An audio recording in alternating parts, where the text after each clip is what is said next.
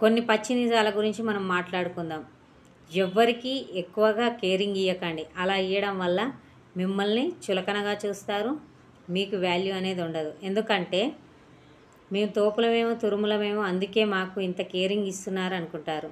కానీ మనం ఏమనుకుంటామంటే వాళ్ళకు ఈ విషయం తెలియదేమో అందుకే చెప్దాంలే అన్నట్టు మనం అనుకుంటాం. కానీ వాళ్ళు అలా అనుకోరు. అలా ఎదుటి వాళ్ళకు ఎక్కువగా కేరింగ్ ఇవ్వడం వల్ల మీ హ్యాపీనెస్ను మీరు కోల్పోతారు. మీరు హ్యాపీగా ఉండాలంటే చేయవలసిన పని ఏంటంటే ఎవ్వరికి ఎక్కువగా కేరింగ్ ఇవ్వకండి. సెకండ్ది వచ్చేసి కోపంలో తీసుకునే నిర్ణయాలు ఎప్పుడైనా బాధనే కలిగిస్తాయి. ఎందుకు బాధనే ఇస్తాయంటే మనం కోపంలో ఉన్నప్పుడు మన మైండ్ అనేది వేరే విషయాల గురించి ఏటి గురించి ఆలోచించదు. ఓన్లీ మనం ఎందుకు కోపపడుతున్నాం, దేని గురించి మనకు కోపం వచ్చింది అనే విషయం గురించి ఆలోచించి వెంటనే నిర్ణయం అనేది తీసుకోవడం జరుగుతుంది.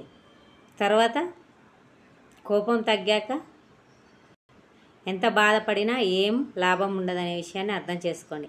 అందుకే కోపంలో ఉన్నప్పుడు ఎలాంటి నిర్ణయం తీసుకోకండి. మీకు కోపం వచ్చినప్పుడు ఒంటరిగా ఒక గదిలోకి వెళ్ళి కూర్చోండి, లేదంటే బయటికి వెళ్ళిపోండి. బయటికి వెళ్ళే వీలు లేనప్పుడు ఒక రూమ్లోకి వెళ్ళి కూర్చోండి.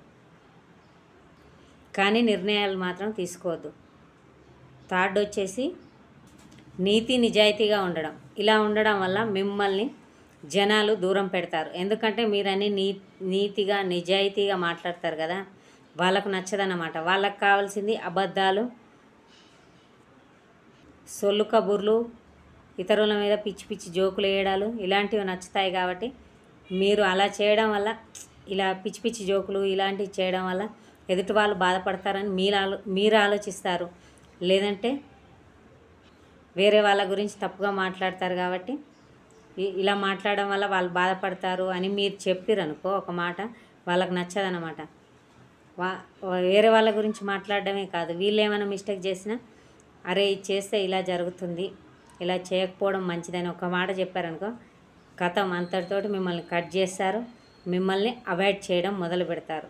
నీతి నిజాయితీగా ఉండడం వల్ల జనాలు మిమ్మల్ని దూరం పెడతారు అనే విషయాన్ని గుర్తుపెట్టుకోండి. ఫోర్త్ వచ్చేసి మీరు మళ్ళీ చెడ్డగా మారినప్పుడు, నీతి నిజాయితీతో ఉండి మళ్ళీ మీరు వాళ్ళ వేలోనూ వెళ్ళిరనుకో, వాళ్ళ లెక్క చెడ్డ వాళ్ళ లెక్క మారిరనుకో, అందరూ ఇప్పుడు నీతి నిజాయితీతో ఉన్నప్పుడు ఎట్లయితే వెళ్ళిపోయారో అందరూ మళ్ళీ మీ దగ్గరకు వచ్చి చేరుతారు అనే విషయాన్ని గుర్తుపెట్టుకోండి. ఫిఫ్త్ వచ్చేసి మీ దగ్గర డబ్బు ఉంటే బెల్లం చుట్టూ ఈగలు చీమలు చేరుతాయి కదా, అలా మీ చుట్టూ నలుగురు ఉంటారు. వాళ్ళు బంధువులైనా స్నేహితులైనా ఇరుగు పొరుగు వాళ్ళైనా ఎవరైనా కావచ్చు. అదే మీ దగ్గర డబ్బు లేనప్పుడు ఇరుగు పొరుగు వాళ్ళు కాదు కదా, మీ మిత్రులు మీ బంధువులు ఎవ్వరూ మీతోటి సంబంధాలు తెగదెంపులు చేసుకుంటారు, లేదంటే మీ ముఖం చూడడం మానేస్తారు, లేదంటే మీ దగ్గరకు రావడమే మానేస్తారు. డబ్బు ఉంటే అన్ని బంధాలు మంచిగా ఉంటాయి. డబ్బు లేకుంటే ఏ బంధమైనా